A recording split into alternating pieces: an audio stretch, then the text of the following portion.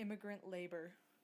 Canada, which is essentially a country of immigrants, has consistently required the importation of skilled and unskilled workers to assist in its economical development. Prior to Confederation in 1867, a vast number of immigrant workers, most of whom were from the British Isles, had already assumed an important role within the predominantly agricultural and extractive economies of the British North American colonies.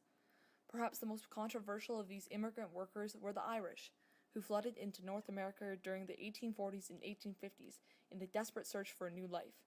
Because of their propensity for hard work and their ethnic cohesiveness, they virtually monopolized certain jobs in the lumber camps, on the docks, and within a sprawling network of canal and railway camps which stretched from Lake Superior to the Atlantic Ocean.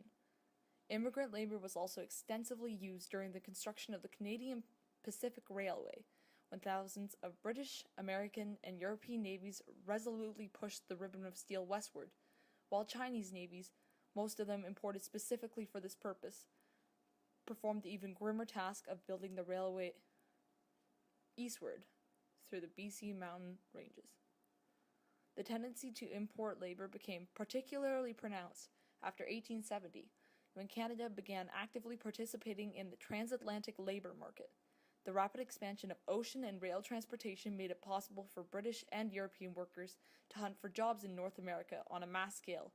According to one source, about 900,000 unskilled and skilled workers, other than the agriculturalists, arrived between 1907 and 1930.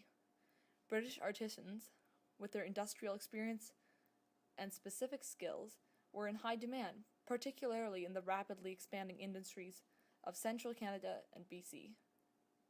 Although Canada officially maintained that only agriculturalists were being imported, in practice, thousands of the immigrants who came from Central and Southern Europe between the years of 1880 and 1930 became either full-time or part-time unskilled industrial workers because industrialists and farmers were able to link their economic interests in demanding an open-door immigration policy.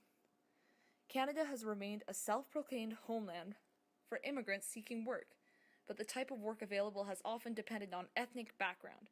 Preferred immigrants, for example the British immigrants, American immigrants of English stock, and skilled workers from Western Europe, encountered less prejudice and discrimination than Eastern and Southern European immigrants, who as foreigners met with a decidedly mixed reception, the attitude of their hosts varying with time and economic circumstances. Asians and blacks fared even worse, and many of them were only employed for the most grinding labor. Harriet Tubman, the Moses of her time, connected with Canada because the country embraced her mission. Canada